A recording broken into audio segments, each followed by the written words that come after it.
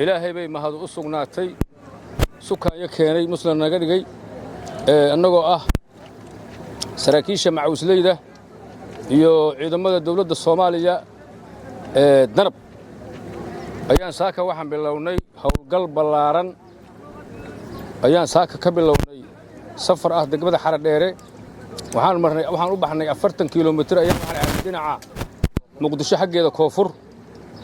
halka waxaan cadawga ka qabanay goobo badan oo ka carareen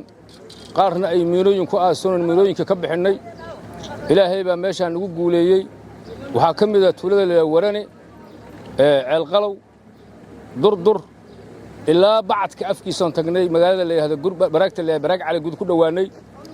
ilaahay baa mahadda iska leh meesha cadawgii joogay waa ka sifaynay si habsimo u leh oo sharaf la adeega bulshada u socdaan aad iyo aad baana dadkii joogay noo soo dhaweeyeen tuulooyinkaas wayna ku diirsadeen insha Allah mana ka harayno cadawga ودبا جوغينا وانا دبا سكونينا dalka ilaa aan ka sifayno mudug iyo galgaduud insha Allah hadii Allah idmo dhalinyaradana waxaan leeyahay nimankaas waa jabeen waana jabeen hadeertana waaba is haystaan oo iyaga dhaxdooda ka dhex taagan tahay iyo wixii balaayo la shaqeeyay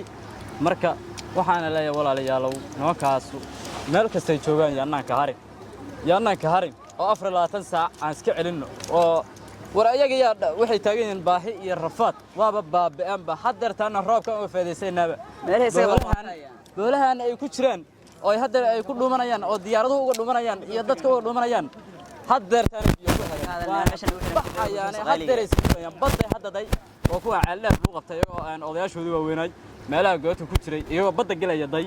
hadeertana inta wax raan isdhiiban walaalayaal nimankaas dal iyo dibad meel joogaan yaanaan uga harin ninkii ila mida iyo ninkii ila socdo yaanaan uga harin hana guuleystaan ragga